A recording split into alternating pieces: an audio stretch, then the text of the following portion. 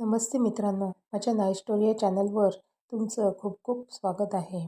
आज त्यांच्या लग्नाचा पहिला वाढदिवस होता. तिने मस्त सरप्राईज प्लॅन केलं होतं त्याच्यासाठी.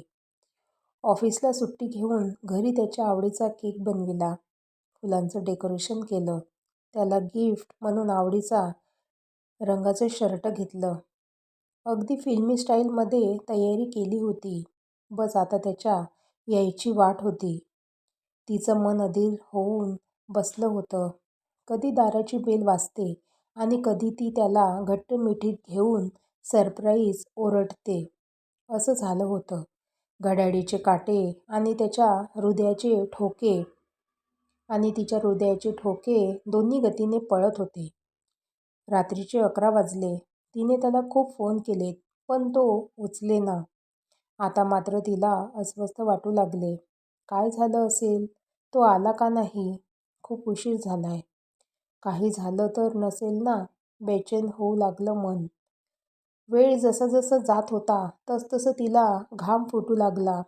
एवढा उशीर म्हणजे तो नक्कीच मित्रांबरोबर अड्ड्यावर बसला असेल. तो आला तर काय होईल? काय करेल माझ्यासोबत? मारेल तर नाही ना? मी काय करू? लपून जाऊ काय कुठे? की बाहेर चालली जाऊ? पण कोणाकडे जाऊ एवढ्या रात्री? भीतीने ती थरथरू लागली. रात्रीचे 2 वाजले. ही त्याची नेहमीची पिल्यानंतर परतीची वेळ होती. ती सोफ्यामागे भिंतीच्या कडेला दडून बसली. वेळेनुसार 2:10ला तो आला. त्याने त्याच्या चाबीने दार उघडले. त्याच्या चाहूलने ती कापायला लागली. घामाने चक्क होऊन गेली. डोळ्यात अश्रूच्या धारा लागल्या. हृदय धडधडू लागलं. दातांचा आणि श्वासांचा थरथरण्याचा आवाज येऊ लागला. ती लपून बघत होती. त्याने दिवे लावले, बॅग फेकली, शूज फेकले. डोलत डोलत स्वतःचा तोल सांभाळत पॅन्टची बटन काढत तो खोलीच्या दिशेने वळला. ते बघून तिला अजूनच कपकपी सुटली. आज तो अजूनच आपले हाल करेल. तो भानावर नाहीच. तिच्या अश्रूंचा वेग अजूनच दुप्पट झाला. तोंड जोरात दाबून ती स्वतःला शांत करण्याचा प्रयत्न करीत होती.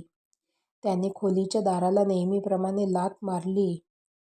ती एकदम घाबरून गेली. तो शिरला. त्याला ती बेडवर दिसली नाही.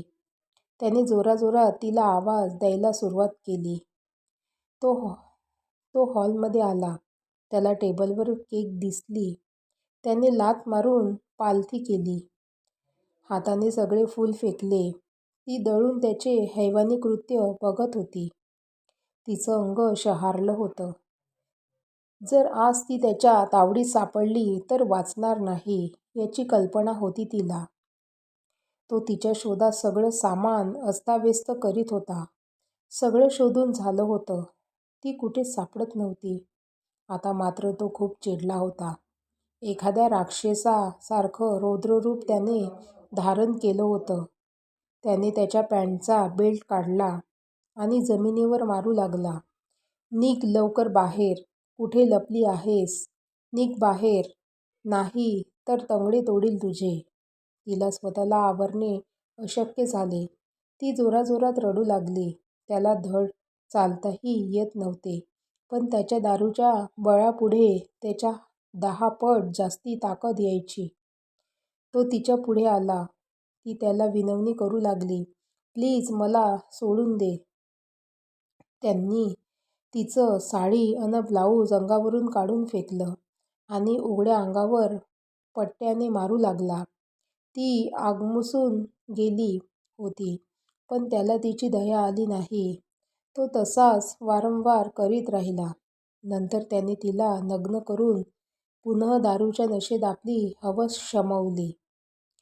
ती जागेवरच बेहोश झाली आणि तो तसाच खोलीत जाऊन झोपला. तिच्या यातना तिच्या पूर्ण शरीरभर दिसत होत्या. पट्ट्याच्या वाराने शरीर लाल होऊन गेलं होतं. जिकडे तिकडे जखमा झाल्या होत्या. या वेळेला त्याने अक्षरशः तिचा बलात्कारच केला होता. तो त्याच्या नशेत बेहोश होता. आणि ती त्याच्या वारामुळे बेहोश पडली होती. त्याची कल्पना केल्यानंतर आपलं अंग शहारतंय ते अतिप्रसंग तिला सोसावे लागत होते. दुसऱ्या दिवशी दुपारी 12 ते 1च्या सुमारास त्याची झोप उघडली. परत स्वतःला अशा नग्न अवस्थेत बघून तो बिचकला. टॉवेल गुंडाळून तो तिच्या शोधात निघाला. ती हॉलमध्ये नग्न पडून होती. तो तिला बघून मोठ्याने ओरडला. परत तसंच झालं होतं. हे सगळं त्याने दारूच्या नशेत स्वतःच केलं होतं हे तो विसरला. तिचं अंग तापाने फणफणलं होतं. ती अजूनही बेहोशच होती. त्याने चेहऱ्यावर पाणी शिंपलं. तिला होश आला. अंगावरच्या जखमांनी तिला वेदना होत होत्या. ती कणकणत होती. त्याने तिला उचलून सोफ्यावर झोपविले. त्याच्या डोळ्यातनं लाटा वाहत होत्या. भावना ओतप्रोत होऊन बरसत होत्या. त्याला तिची अवस्था पाहावल्या जात नव्हती. हॉलची व तिची दशा बघून त्याला त्याच्या हैवानी कृत्याची लाज वाटत होती. तिने तयार केलेल्या सरप्राईजचं काय चीज केलं त्याने ते चांगलंच कळलं होतं त्याला. तो तिच्या पाया पडत होता. माफीची भीक मागत होता. पण या वेळेला ती मात्र खंबीर होती. तिने त्याचा हात झटकला. तो कवटाळण्याचा प्रयत्न करीत होता. पण ती त्याला हात लावू देत नव्हती. तो तिला खूप विनवणी करत होता. पण ती ठाम होती. तिला होणाऱ्या यातना तिच्या डोळ्यातनं भरभरा बरसत होत्या. त्याने औषध आणून तिला लावून दिलं. घरात भयानक शांतता होती. फक्त दोघांच्या अश्रूंचा ओघ कानावर येत होता. तिला काय बोलू, तिची कशी समजूत घालू त्याला समजत नव्हतं. त्याने तिला घट्ट मिठीत घेतलं. ती त्याला दूर सारीत होती. तो अजून तिला जवळ घेत होता. त्याने तिच्या गालावरून हात फिरवला. तिने ताड त्याच्या गालावर मारलं. ती आपला राग काढत होती. तो अश्रू गाळत होता. त्याने तिच्या कमरेत हात घालून गोंजारलं अन गालभर चुंबन घेतले. तिच्या प्रत्येक घावावर ओठ लावून प्रेमाचा स्पर्श दिला. ती त्याचा हात घट्ट पकडून होती आणि तो ताकदीने तिच्या जवळ जाऊन तिला कवटाळत होता. ती त्याला टाळण्याचा प्रयत्न करीत होती आणि तो तिच्या जवळ येत होता. आता मात्र ती हळूहळू त्याच्या ओघात प्रभावित होत होती. त्याने दिलेले घाव त्याच्याच प्रेमात निरखळत होते.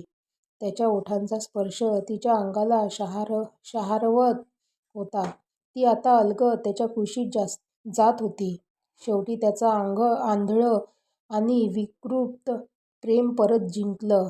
तिनेही त्याला घट्ट मिठीत घेतलं. दोघेही एकमेकांवर पुन्हा विलीन झाले. दोघांच्या अश्रूंच्या धारा खळखळत वाहत होत्या.